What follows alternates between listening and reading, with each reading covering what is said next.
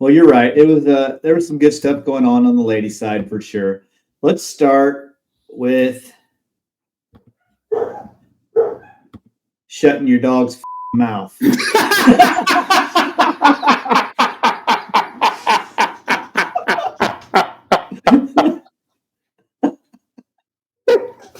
Yes, please.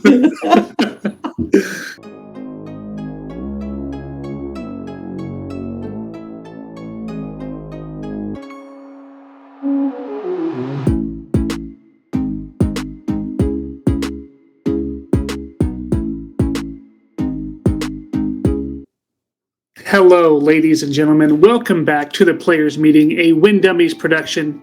I'm your host, Lucas Deal, and we are rocking episode number 53. This week, we're going to dive deep into the wild ride that was Waco.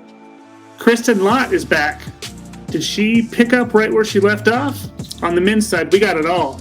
OB drama, costly misplays, and history made by an unexpected player. Plus, we're checking in on our picks from Waco and locking in our picks for the Open in Austin. And we're going to see who is still standing in our Survivor League. It's all in this episode, so stay strapped in. And if you have not, please subscribe to the Disc and Deals Coverage YouTube. Ring that bell for notifications so you never miss a single episode. Make sure you comment. We'll comment back. We'd love to hear from you. But without further ado, let's bring in the real star of the show, the one-time world champ, Chris Smith, a.k.a. Smitty.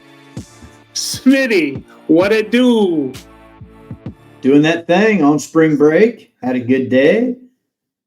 Spent some time at Eddie's Toyota getting an oil change, moved some baskets, absolutely demolished an offer, and now I'm ready to do this. Yeah, I heard about your scuba putt laying down. In the demolishing of Knopfer. Yeah, he said, you better lay it up. So I just laid down, got out around a bush, and just whoop, right in. Yeah, apparently it was like not close either. It was like 25 feet. I don't know how I made it. Well, sounds like you might have a new putt you can bring out when you need it. Hope I get on coverage. Oh, we know we have seen a scuba from Elliot DeLong, but we've never seen a scuba make on coverage. So, you could make history. There we go. Smitty, what'd you get into this weekend? I went down to Marquette and played the Chris Jones Memorial Disc Golf Tournament, a little KDJ event that Darren Bottom and the Little River crew run on a craziest course that you're ever going to play around here. Yeah, we were out there as well. Getting some coverage. We finally had our brand new 2 cameras. We were locked in, and on the 3rd hole of the tournament, well, we only did the lead card, but on the 3rd hole, Tyson threw a forehand, skipped, hit the camera, donezo. $2,000 camera, just like that. See ya. Brandon felt terrible. Tyson felt terrible. Luckily, I knew that camera was going to be in the line of danger, so I did put insurance on it. So it is covered. We'll take care of it. But we did have to use the old cell phone for the rest of that tournament. Did you put the cell phone on catch cam or behind the tee? I put it on catch cam because I didn't trust Brandon again. Or Tyson, for that matter. You fired. But yeah, it was a good tournament. I can't wait to get that out. We should have the Augusta Open coverage coming out this week, so I can't wait for that either. So lots on the horizon for the channel. But Smitty, we had some disc golf and some dang good disc golf on the Pro Tour this weekend. So let's jump into that, shall we? Let's do it to it. All right, well, let's start where we always start. What's popping? What's been happening around the world of disc golf? And this week, we have Waco. And I'm excited for Waco.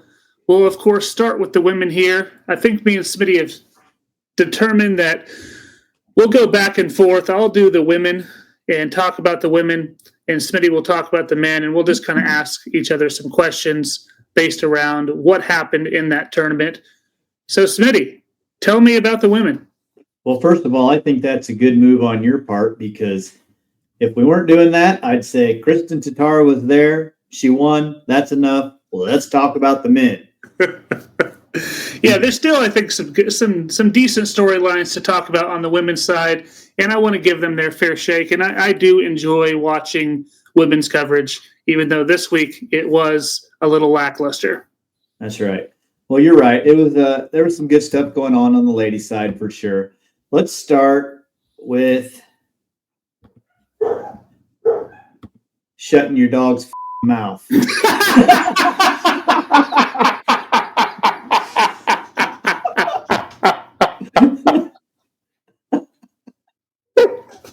Yes, please.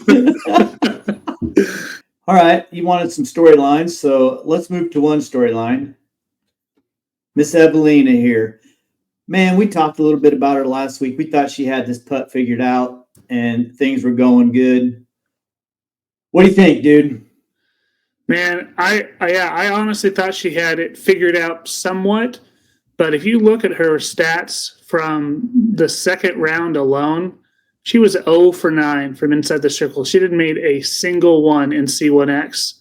Now, keep in mind, I think the second day was the windiest of the 3 days.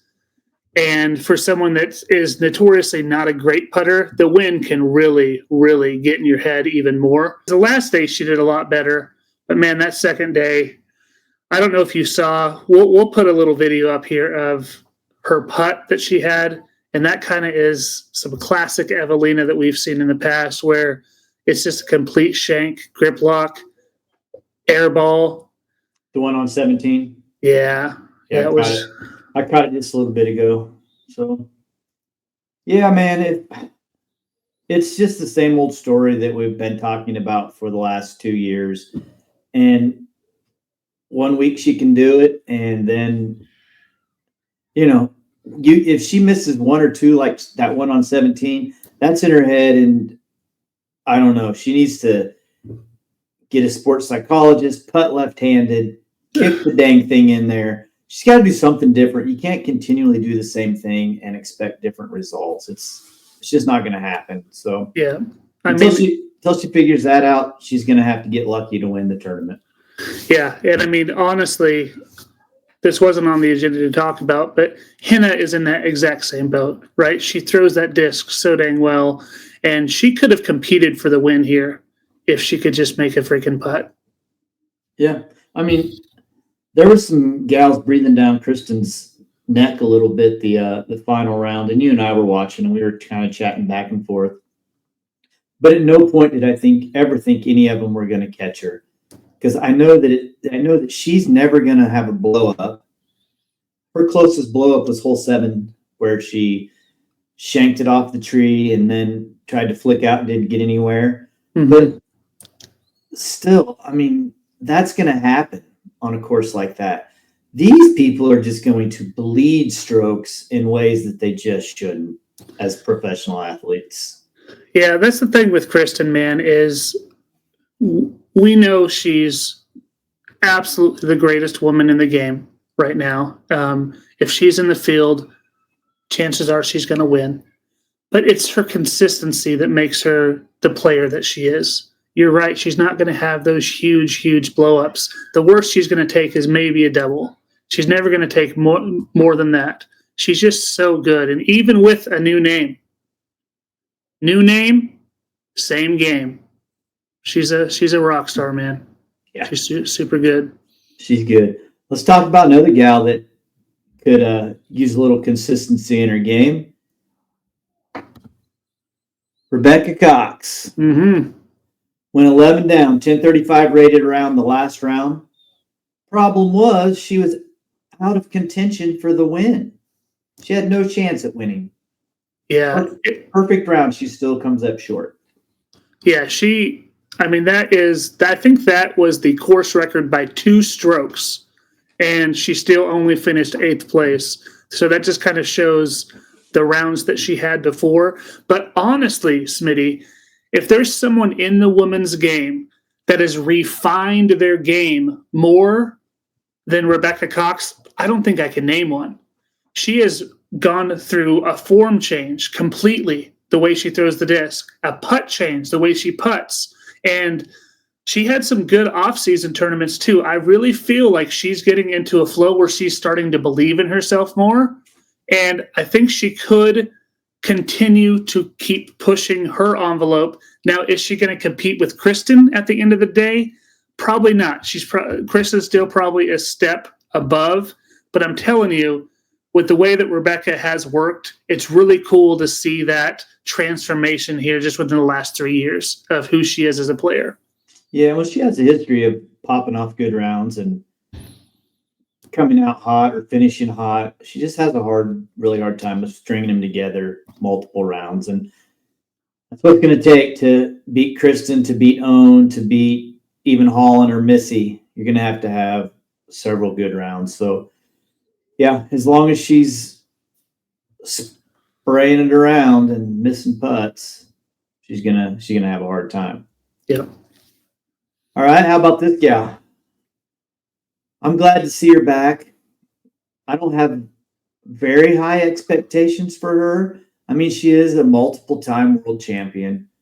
Katrina Allen, obviously, is who that was for people who aren't watching on video. She skipped Supreme Flight, and this was her opening tournament. I'm guessing because this course is not as demanding as what Supreme Flight was. And she missed cash here, tied for 34th. What do you think? Slow start? Is this what we're going to see out of Katrina Allen moving forward? She is a new mom. Yeah, I think her baby just turned 8 months. So what's her name? Eloise, I think. So congratulations to her there. Yeah, that's going to be... I don't think this is a trend for Katrina. I mean, Katrina is a fantastic player. We've seen it for a number of years.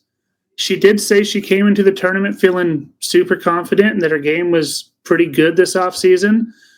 She was actually a little surprised and shocked that she played the way she did and maybe couldn't even figure it out. But I think you and I both know, Smitty, if there is a grinder on the women's side, it is Katrina Allen. And for her to play as poorly as she did, you know she's going to come back and fight even harder to make sure that doesn't happen again. So I think it's too early to say it's this is the trajectory for her going forward, but it's definitely going to open her eyes to maybe she might need to put in a little bit more work on the course and not in the nursery.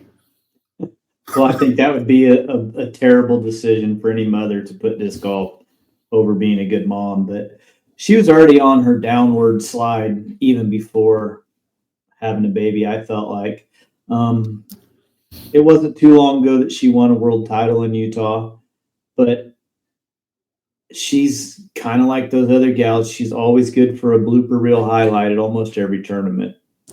That's true. That's true. I bet we see her in her next tournament. I think we see a top 10 finish out of her. I mean, obviously, she's still got the skill. She's definitely not the player she was, but she's definitely not a tied for 34th consistently type of player. Yeah. Oh, she's better than 34th for sure. Yep. This gal was popping off. Jay Weezy came out hot, smoking the first round. Played pretty solid for the second half or the first half of the second round, and then just fell apart. What do you think went wrong down the stretch? Yeah, I will say she did have a tough back nine of the second round, but more so that final round was her real demise, and it just didn't seem like things were clicking. She kept holding her side after shots. So I don't know if she pulled something or did something, but you know, you've had injuries, and especially if you're a forehander, it's such a pull on your side that she probably wasn't able to commit to her shots the way she needed to. I know that didn't help. Was she going to win this tournament? No, but she could have had a podium finish, I think, if she didn't have the injury that she had. And I think a little bit of nerves there that final round too. Her putt wasn't looking as sharp as it had the previous 2 days. So a little bit of combination of both, but it is something that we definitely wanted to call out because you don't always see Jessica popping off like that. So it was cool to see. Well, winning is hard at any tournament. And Ronnie always says pressure burst pipes. And when you're playing against the best woman we've ever seen and she's breathing down your back, hunting you down, I'm guessing that putting and hitting lines gets a little bit more difficult. Throw an injury on top of that, and that's just a recipe for epic meltdown, which is kind of what we saw. She wasn't just missing lines. She was way off. Yeah. Yeah. It wasn't exciting to see. And again, I blame it partially, if not a good chunk of why, on her injury. And I haven't heard her say anything about it since. So I hope she's okay too. Right on. Well, the women was fun. We knew what was going to happen. Mm-hmm. But, dude, we did not know what was going to happen in the men's all the way on through Sunday, even to the final 9. We had no idea who was going to win that tournament.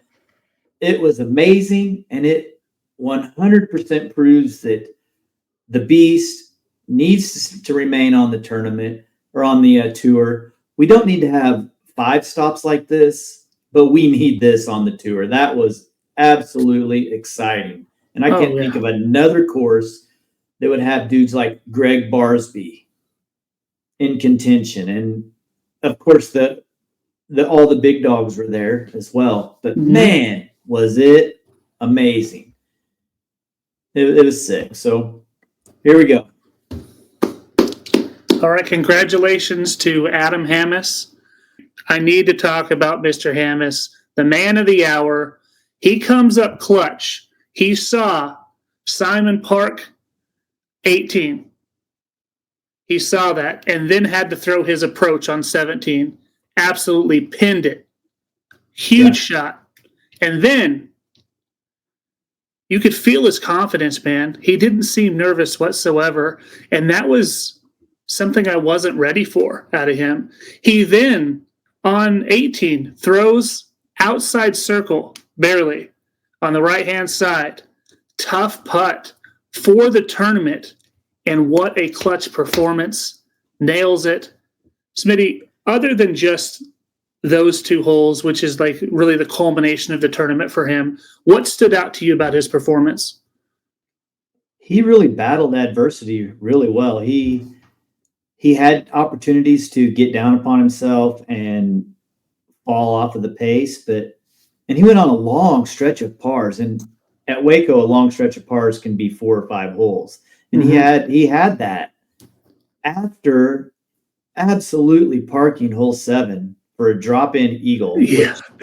That hole's gotten a lot easier over the years. It's really getting beaten in, I think. It is. And we saw multiple eagles and a lot of people getting down there for putts and getting easy birdies. But that's okay. I like that. Yeah. That's what makes that hole even better now, is that you have that chance for an eagle. And to get the eagle, you have to have a pretty sick shot off that drive. Yeah. Yeah. And, I think while we're talking course, I think that'd be a good time to talk about these 2 things. All right. Couple of big changes this year. We had the change on 15 where they made the inside the electrical box plays out of bounds. And then we had a 16 with the choke point and lots of OB all over the place. What do you think about 15, first of all? I like it. I think it is a 1,000% risk reward. And it's even tougher because we know how windy Waco can be. But I would say the majority of the people, because of that wind, laid up. What did you think about 15 overall with that middle section being OB? Initially, I liked it. And previous years, I thought, why is that not OB? But as the tournament played out, I quickly grew to really dislike it. And watching the final round, watching the top 2 cards come in with the tournament on the line, not a single one of them even contemplated going for it. Anthony Barella, the farthest thrower in the world, laid up. So I think if the tee pad is 50 foot closer or 150 feet longer or even 100 feet longer, then maybe that OB in the middle makes sense. But where the tee pad is now, I think you take that out and we have guys try to get a little bit more greedy off of the tee. They just all just chip. Yeah, And you know you're what? right. Adam Hammis almost blew it on that hole. Yeah, he did. He threw it out of bounds, and you don't get. I would never be able to throw a backhand from where those guys are. I don't know how the heck they can do it. I would short arm the crap out of that thing and hyzer it right into the road. But it doesn't affect these guys. They can throw it, but yeah, I didn't care for the change on 15. I thought I would, but I didn't like the way it played out. Okay, well, tell me about 16. Now they can't just grip and rip. Well, they can, but they got to go a long ways to get in bounds. So the smart play it's essentially the same play, right? It's a layup shot to a position, and then, but the second shot is much tougher, right? If you're going to lay up. So that's why I think I lean towards I like the change more on 16. But I didn't dislike 15 the way you did. What did you think about 16? I thought 16 played really great, really well for them. In years past, these guys would just bomb rollers down there, throw whatever they wanted. And this hole was just long enough and had just enough trees that they had to throw two really nice shots to get on the green, unless you're Anthony Barella in the final round, which shows the difference between 15 and 16 because that dude mashed that Frisbee, dude. Yeah, I did. That hole is 600 feet long, and I think he was going past it. Well, I think he could have done the same thing on 15. I wonder if the wind didn't suit that shot as much. Well, and I think on 16, there's room as your disc comes hyzering in, you can skip a little bit to the left and not have any issues. I think on 15, if you throw a fast driver and it comes in there with any angle, I think it's going out of bounds. Okay, no matter what. So a little bit more narrow for sure. Yeah, a lot more narrow. But man, yeah, that played great. And Anthony almost rang up the eagle, which would have put him in the mix there too. So yeah. But let's go back to where we were and let's talk about Mr. Hammis a little bit. Yeah, but let's talk about some adversity that went on his side. A little bit of OB controversy, if you will. And let's break this down, Smitty, because this has been a very, very hot topic. You can see the disc here. You can see the safe side. You can see the out-of-bounds side of that line. Was it in or out? Without being there, it's really hard to say.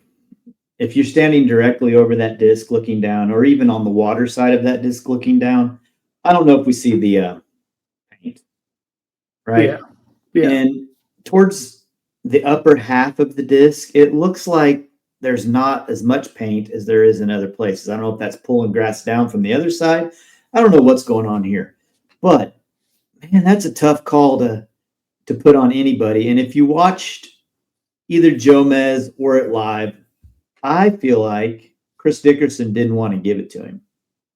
I really feel like that. He said something about the rules stated where the line was intended to be. And he said, I don't really want to call you out, but, and then live cuts away. And then Jomez, Yuli, and Germ should have just zipped their traps a little bit so we could hear what was going on. That's the kind of thing that I think live coverage, if they can get in there and give us that, I think would be amazing to hear how these guys play it out. Now, he had Ezra Robinson on there, who was not having much fun at this point. He had Dickerson, who I feel like wanted to call it out. He had himself, who definitely wanted in. And he had Calvin, who walked up there and pointed at some stuff and then just kind of removed himself from the conversation. So this is a huge give, a huge break, because if he's OB, he's clear back 80 feet in front of the tee, still trying to attack this green, which multiple people on the card before him did that. And several of them went out the backside OB because downhill run up, probably didn't practice it. And yeah, this is a big break for him. Yeah, it It definitely is. And, as you mentioned, several people have said, hey, it's the bad camera angle. Others have argued that there's a small blade of green grass from the safe side. Now, what's the rule there, Smitty? Is if there is some grass underneath from the safe side, does that make it automatically safe? Because that's what everyone is saying. I just think in this case with the tall grass, I just think paint is not the greatest marker here. This might be one where string might be better, but we saw what happened with string to Simon last week. Exactly. The last event. I don't know, man. Why not just say, I don't know. I think you have to mark it. You can't say water. That's going to cause problems. Maybe get a weed whip out and weed whack the heck out of that thing and then paint it. I don't know what the answer is, but this is very reminiscent of Emily Weatherman last year. You can think of other times where people, it is ridiculous how many times the disc lands just like this one. Yeah. Ridiculous. You would never think it would even be possible, but it happens all the stinking time. Mm-hmm. Yeah, I think the way the rule is written, that is, if there is something underneath that is on the safe side, then it becomes safe. And so I think I have more of a problem with the rule and how it's stated than I am with the call. The rule's right above it. A disc is out of bounds if its position is clearly and completely surrounded by an out-of-bounds area. And the paint line is an out-of-bounds area. Yeah, so from this angle, it's obvious that the line, that he's on the OB side of that line. Yeah. If you're looking at the picture. Now, again, if we had a different angle, whatever the case may be, but if this is OB, then that's one stroke already. And hey, maybe Simon wins the tournament. You can't say it's just one stroke, but that this is going to get so much more attention now because of how close this tournament was between the two of them. Yep, I agree. And it's a really tough call. The call was made, they went with it. I would have been madder than heck. But I didn't think this was possible, dude. I didn't think I could like Simon Lizotte any more than I already did. Dude, I'm telling you. I picked Simon for my stink this week. He almost cost me a Roadhouse dinner. Smitty, those vlogs are amazing. Yes. If I would have seen that vlog before the arriving at Waco one, if I would have made my choices for stink, I would have never chosen Simon if I saw that first. He's just in such a different headspace this year, it seems.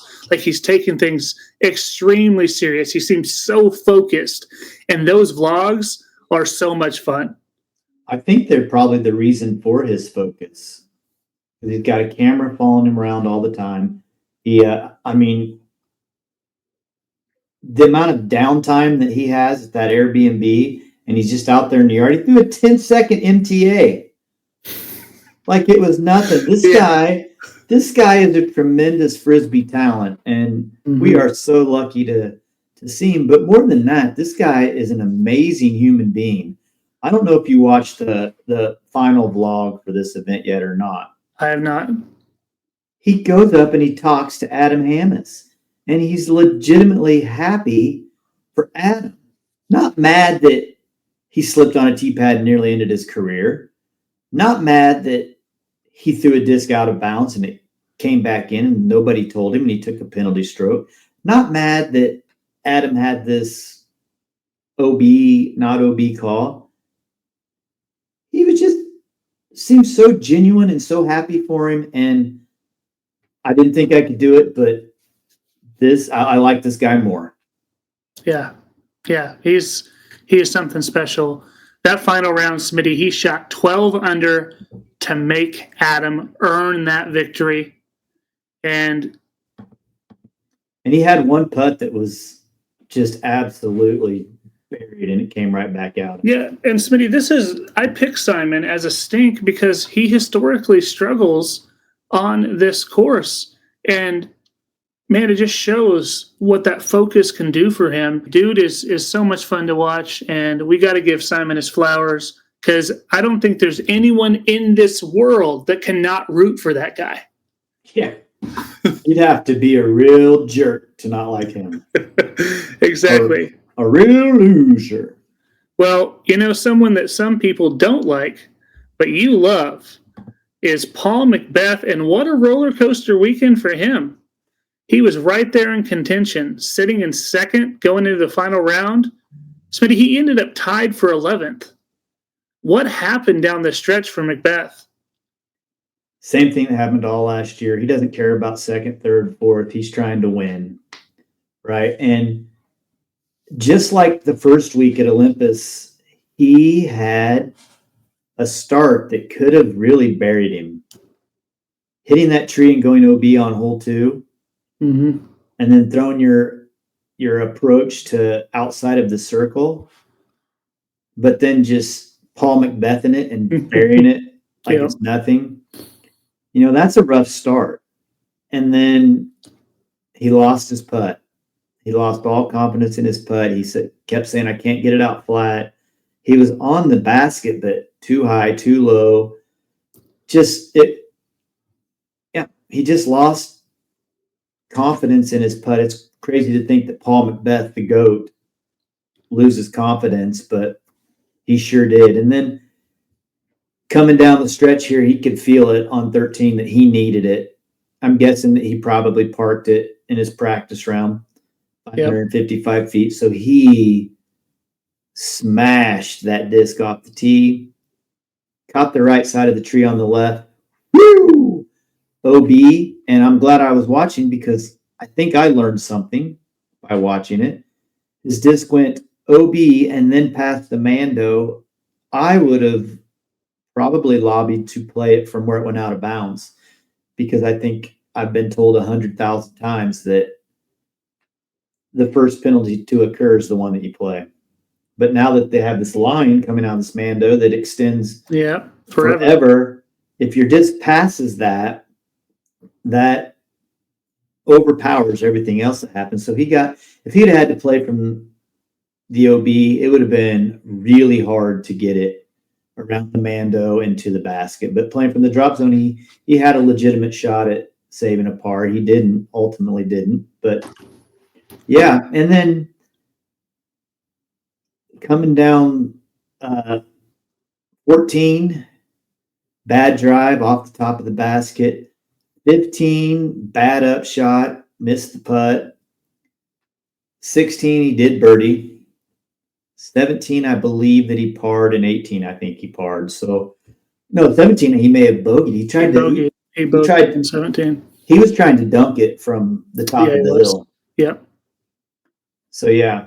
So, if you ain't first, your last mentality got him. And, dude, how much fun is it that this guy is relevant in disc golf again? Oh, yeah. I mean, he had every shot to win it.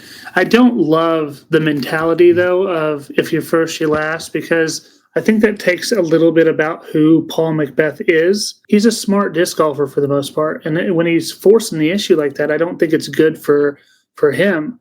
Now, of course, it's not good for his paycheck, but that's what we've said, is that he's not worried about that, right? Right. But, man, I would love to see him, instead of getting uber aggressive like that, just staying a little bit behind and just letting those competitors feel. I mean, he has to remember who he is. He is the GOAT. If he is behind you, breathing down your neck, all he has to do is wait for them to make a mistake and not force the issue himself. That's what I think. I don't think he can do that anymore. No? I don't think Anthony Barella cares if Paul Macbeth's breathing down his neck. I don't think Simon cares who's breathing down his neck. I think they're all just focused on their own game. So the only one of those guys that I think that does affect, this guy. Yeah. Yeah. I mean, honestly, let's talk about Vinny. That's a great segue, Smitty. Is he built for those big moments? Because if we look at this, Vinny has now lost the lead and failed to close out a win in the last 6 times that he's had the lead going into the final day. Is that just bad luck, or is this a pattern, Smitty? He was in it until 17, right? And He didn't play great, but he still had a shot. And you can see there, well, you could see there on the graphic that 17 ended it for him. He OB off the tee, took relief, knew that it, once again, knew that he had to get there. So attacked, hit the tree, fell OB again, and then for whatever reason said, yeah, now I need a paycheck. Flicked out to the side and tried to save, some sort of respectable score. Maybe he realized that shot, that was a tough shot. Yeah, it was. I think at best that thing probably goes over if he clears it and hopefully stalls out. Most likely stalls out of bounds right, I would guess. But he might be able to save his par. But yeah, dude, it's kind of becoming a theme that, like you said, what do you say, 6 or 7 times in a row? 6 in a row.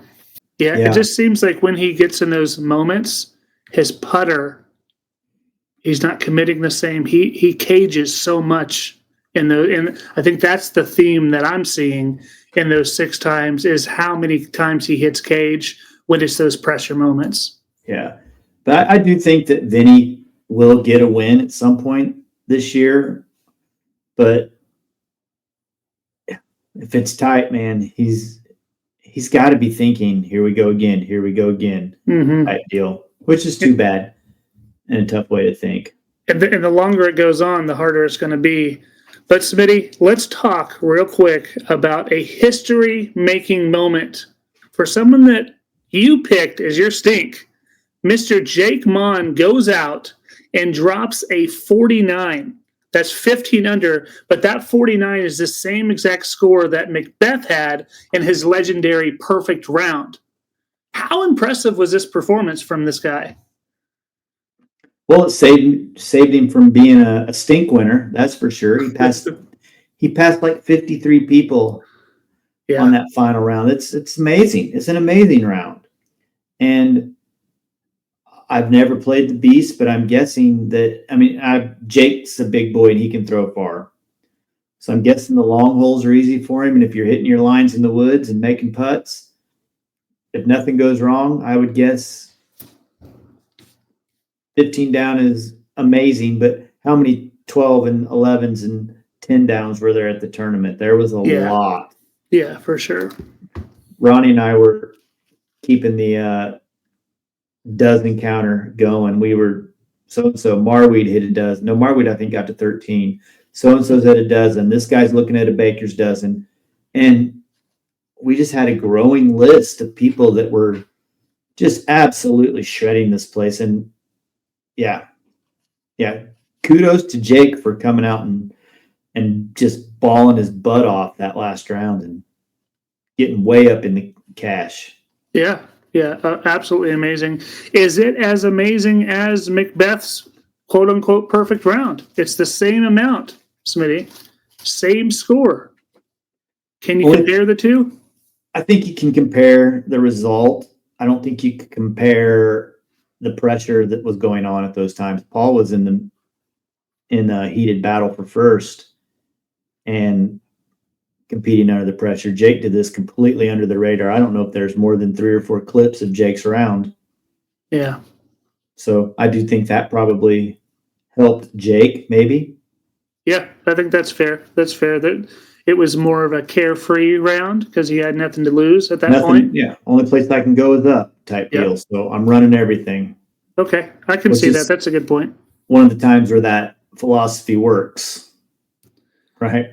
Yeah. Well, let's look at this other guy here on our page, Nico LaCastro. Did you see him on 17, Smitty? Wasn't that awesome?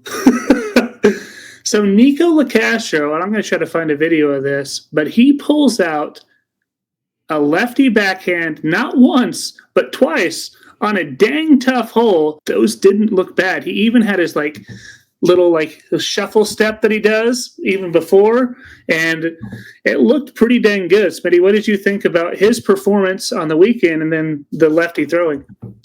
I thought the lefty throw was amazing. He actually birdied 17, going lefty. He also went lefty on 16, I believe, on 15 or 16, one of them. Oh, okay. I didn't see that one. On the approach, but ridiculous. Just the amount of confidence and craziness it takes to throw a left-handed hyzer over OB, throw a left-handed hyzer over OB to a narrowing green. I'd seen Nico flick over the last few years, but dude, how amazing was that? It was just nuts. Yeah, and to do it on one of the hardest holes on the course. I mean, he was jockeying for a podium finish there, and still did it. You know what I mean? Like, it wasn't a Jake Mon situation where there was nothing on the line. That was a lot of cash on the line, and he nailed it. Yeah, this dude had a game plan. He was going to do that the day he got there, and I'm sure that's the only thing he practiced. And do you have the confidence to do it? Why wouldn't you do it? Yeah, absolutely cool. Change gears? Let's change gears. Let's talk about it.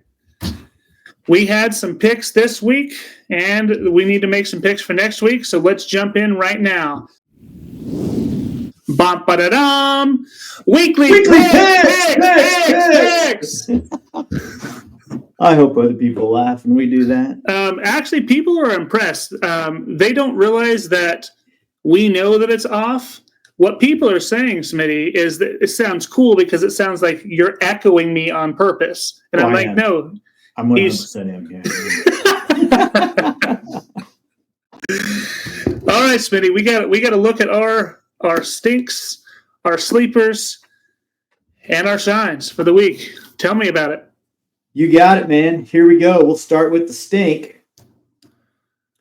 You went Simon. Hey, let me give you a little bit of advice. Don't pick Simon as a stink anymore this year. No. Like I said, he's on it. I am on his team this year. After seeing those vlogs, never again with that type of focus.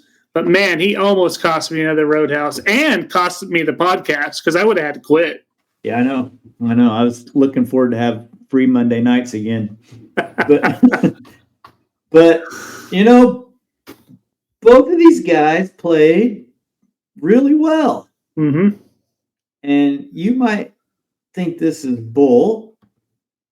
Oh, yeah. But I already did. You got the red, Lucas. Your guy can't almost win the tournament as a stink and not get the red. Now, I gave myself a yellow, not a green, because Jake saved it with a course record tying 15 down. Okay, hold up real quick, though. What was the difference between the two? What was Jake's average finish last year?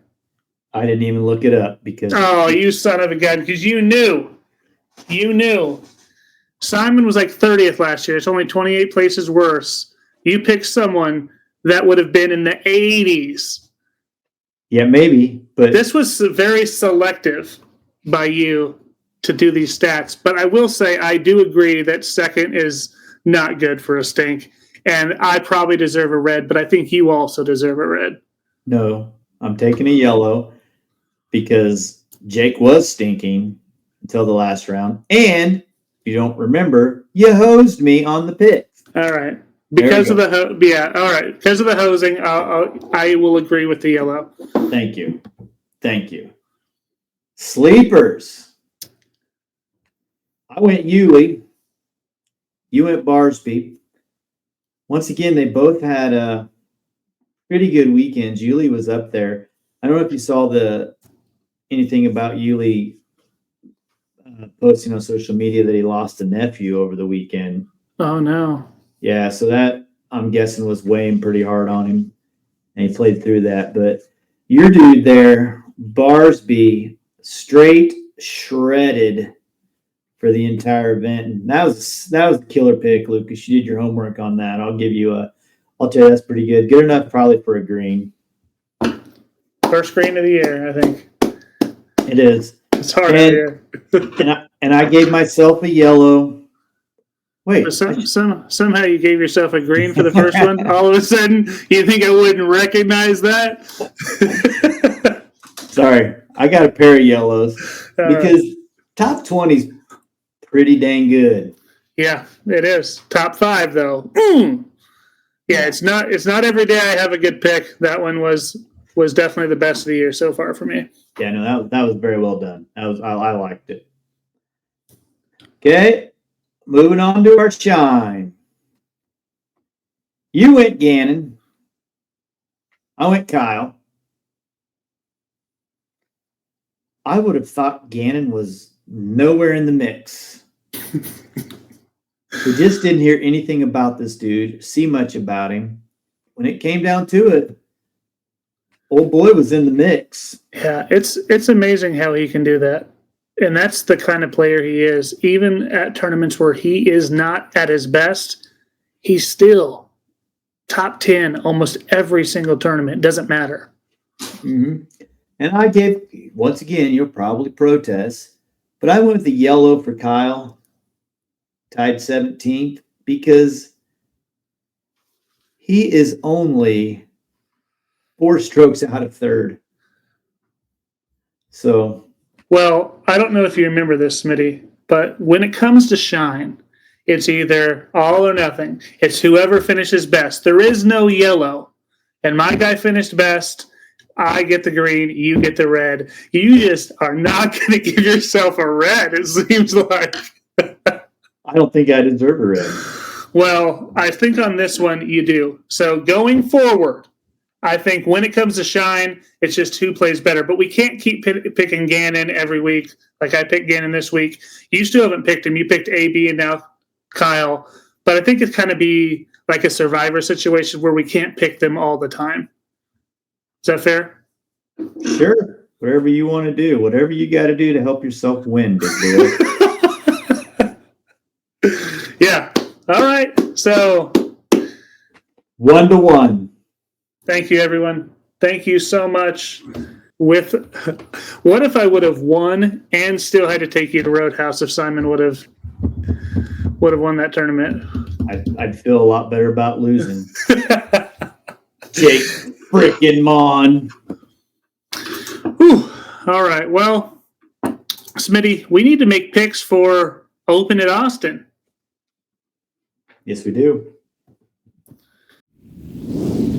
All right, Smitty, as the winner last week, I'm going to go ahead and defer to you to choose first. All right. You got it. I'm going to start with my shine. Okay. Because this dude's going to win. He hasn't won yet. He was 4th at this event last year.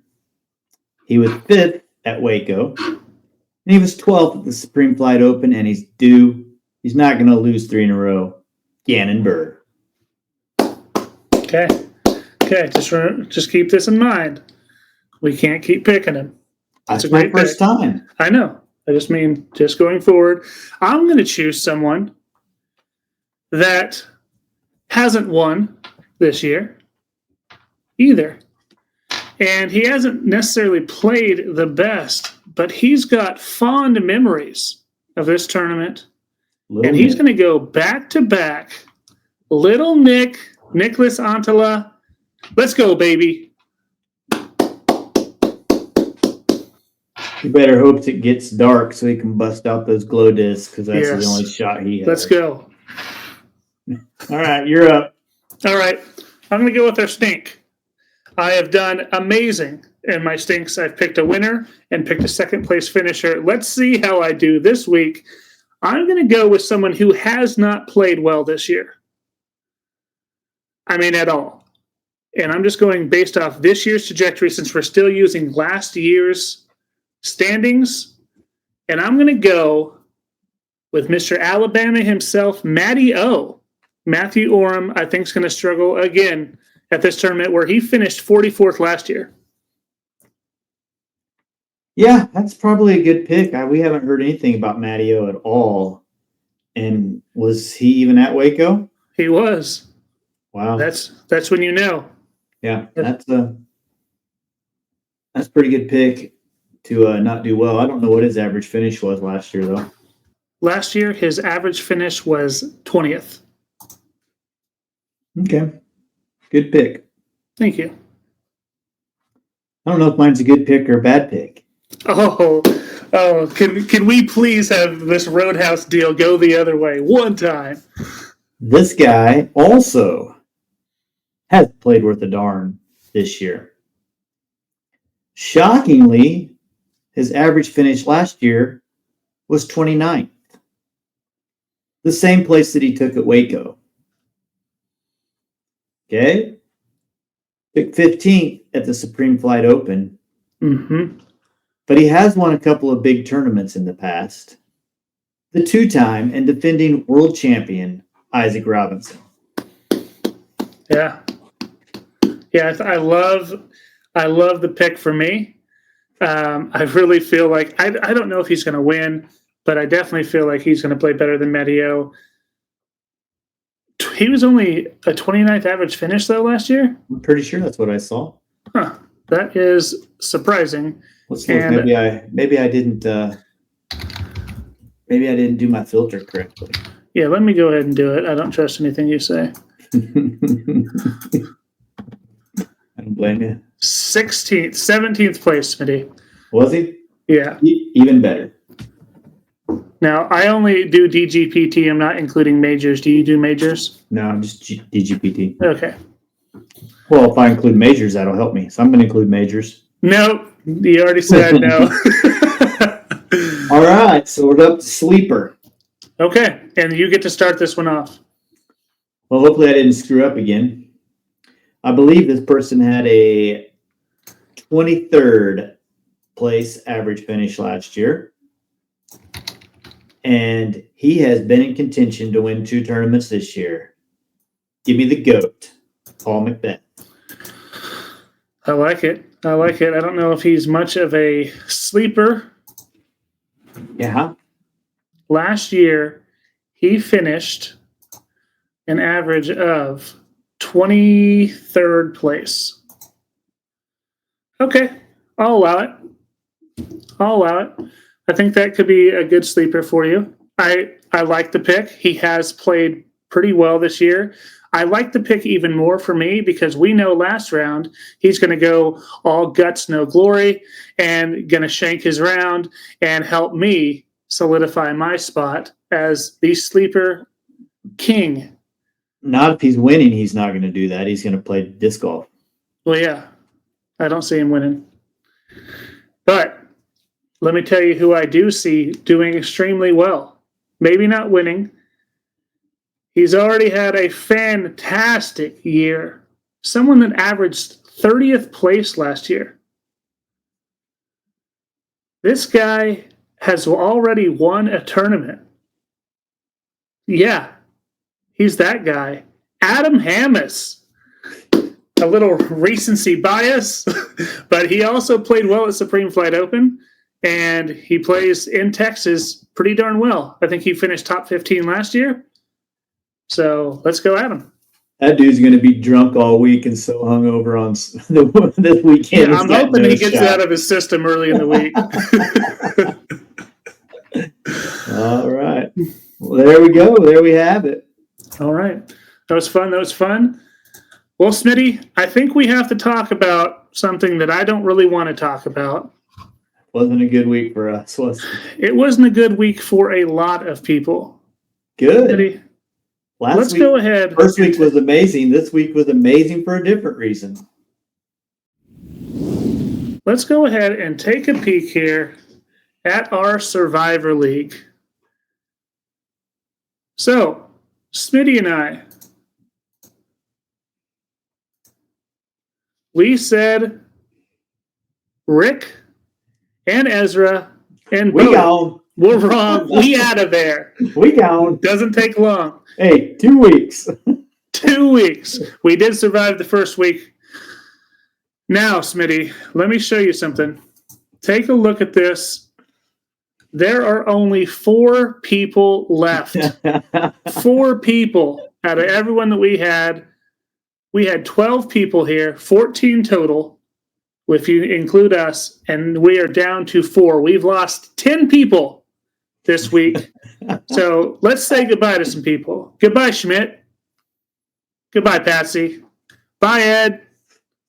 Bye, Anson. Hot dogs, see ya. Loff, see ya. Jason, bye-bye. And Tyson Jones, deuces. Good house, baby. All we have left is Mr. Schaefer, who has won in the past. Sean Ayton, Tyson, who has also won in the past, and Brandon Knopf. And let's see who they have chosen this week, Smitty, and you tell me what you think. There it is. Man, I think we're going to be playing another week. Oh, you feel good about all those, huh? Yeah. Yep, I do. They're all surviving. I think Calvin has a long track record of not winning and finishing in the top. So I think Calvin's a great pick. Tyson's with you on Little Nick. Mm-hmm. I think that's the only one that scares me, really. And Anthony Barella is Anthony Barella. Oh, yeah. Oh, yeah. Well, how exciting. We will make sure we post this out. Thanks to everyone that has played so far. Just keep in mind, once we are down to one, we will then, the next tournament, start a whole new Survivor League. We'll do this as many times as we can throughout the year.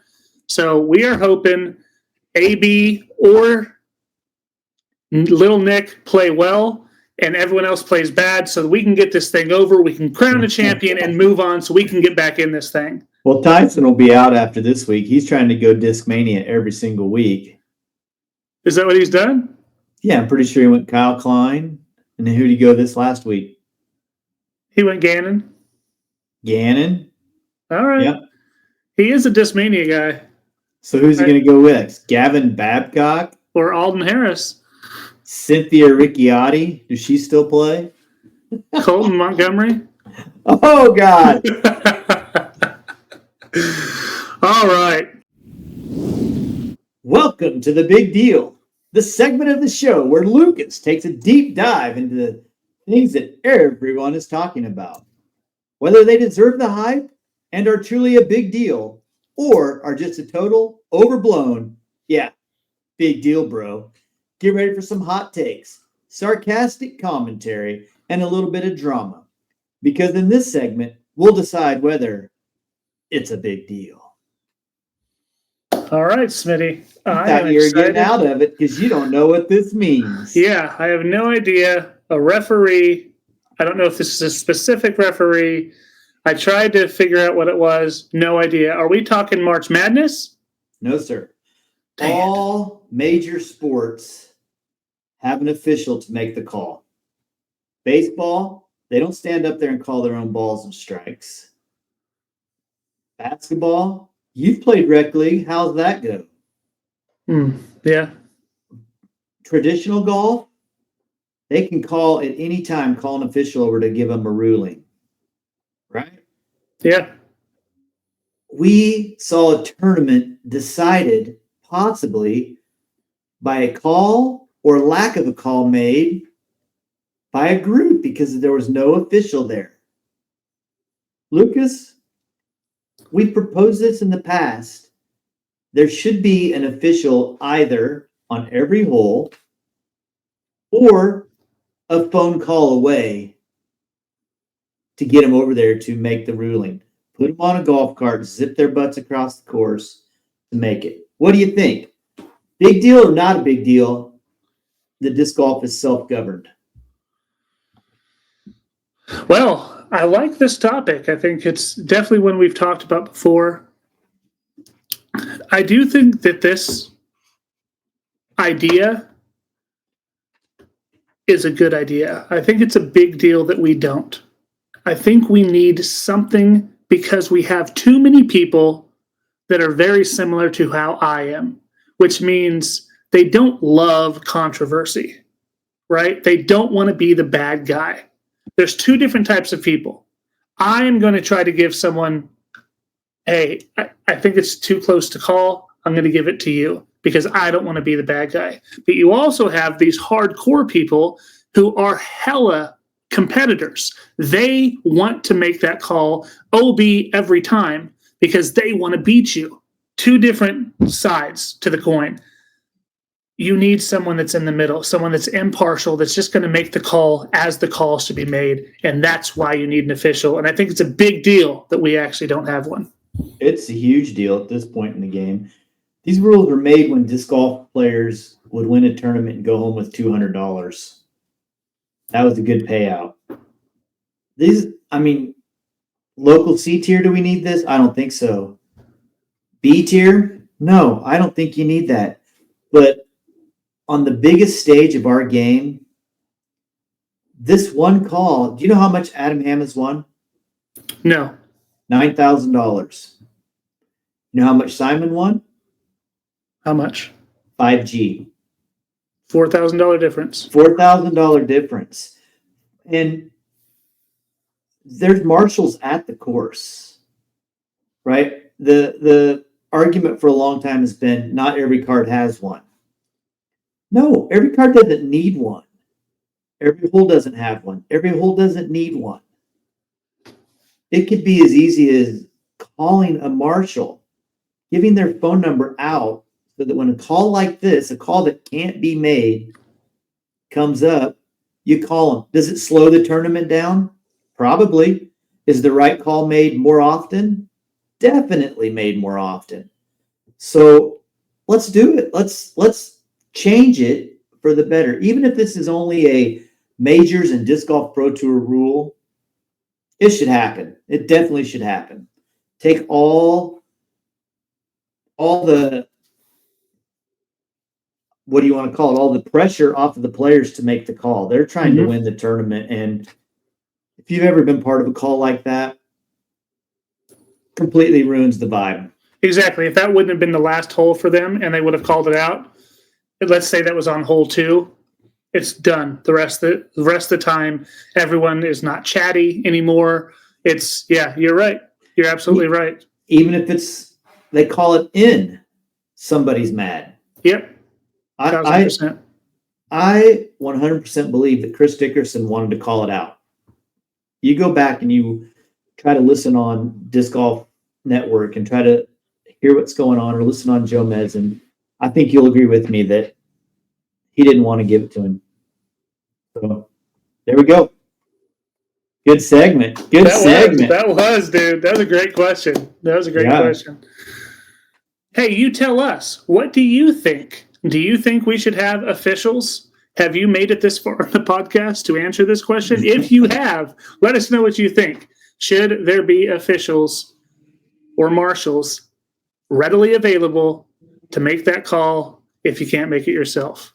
Some of them, of course, are going to be very, very obvious, but on those really, really tough ones, like Adam Hammis's, should there be someone available?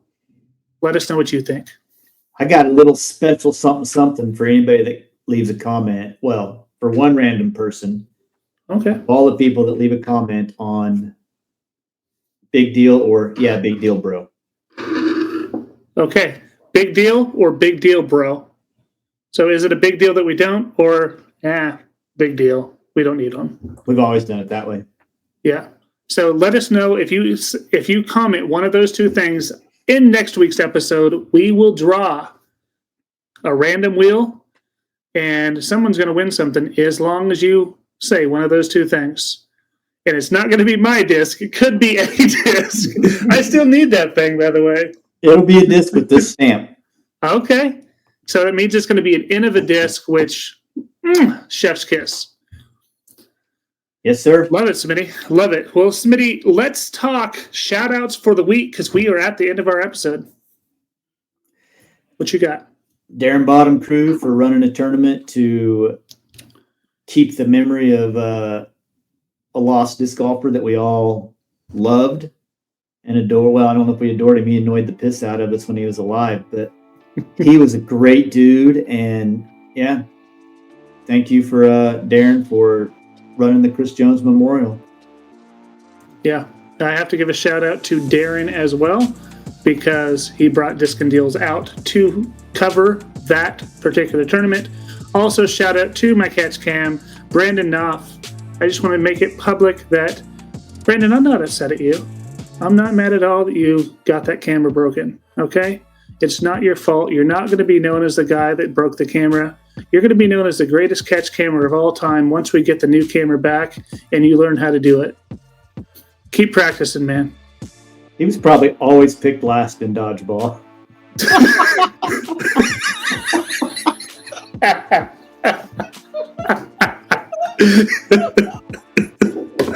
Yeah, honestly, he was not good. His reaction time was terrible. All right. We made it.